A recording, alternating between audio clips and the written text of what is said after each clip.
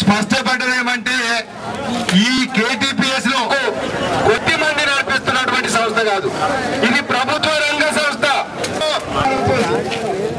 విద్యుత్ చెట్టు తయారు చేస్తున్నారు. సర్వే సత్యనారాయణ వెంటనే సర్వే సత్యనారాయణ వెంటనే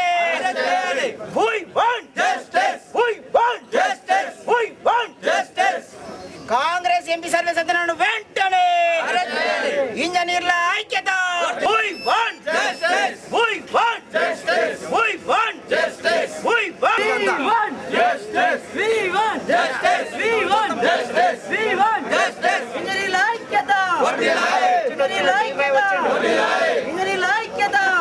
చెప్పాలి కాంగ్రెస్ ఎంపీ సర్వే సత్యనారాయణ వెంటనే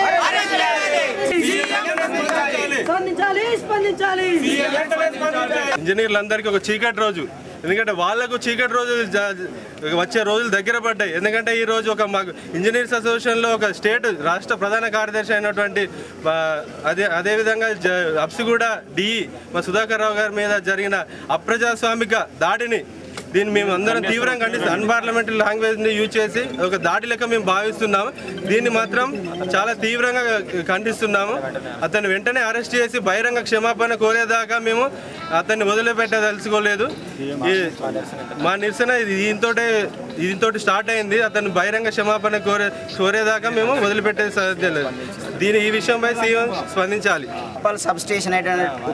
ఉప్పల్ సబ్ స్టేషన్ కార్యక్రమంలో భాగంగా ఈరోజు అక్కడ ఓపెనింగ్కి వచ్చినటువంటి Congress MP Malkajgiri sitting MP అయినటువంటి సర్వే సత్యనారాయణ, మా యొక్క APSCB engineers association general secretary అయినటువంటి సుధాకర్ రావు గారి మీద దురుసుగా ప్రవర్తిస్తూ అసభ్య పదజాలంతో అన్పార్లమెంటరీ లాంగ్వేజ్ చేసినందుకు నిరసిస్తూ ఈరోజు రాష్ట్ర వ్యాప్తంగా APSCB engineers association and Telangana Vidyut engineers association, APSCB assistant engineers association రాష్ట్ర వ్యాప్తంగా సంయుక్తంగా ధర్నాలు రాస్తారోకాలు చేయబోతున్నాము. ఇది ప్రభుత్వానికి మేము హెచ్చరిస్తున్నాం. సీఎం వెంటనే స్పందించి కాంగ్రెస్ ఎంపీ చేత ఇంజనీర్లకు జరిగిన అవమానానికి వెంటనే క్షమాపణ బహిరంగంగా చెప్పి తీరాలని, లేని పక్షంలో రేపటి నుండి రాష్ట్రం అంతా అంధకారం కాబోతుందని, లేని విధంగా సీఎం స్పందించకపోతే జరగబోయే పరిణామాలన్నిటికీ రాష్ట్ర ప్రభుత్వమే పూర్తి బాధ్యత వహించాలని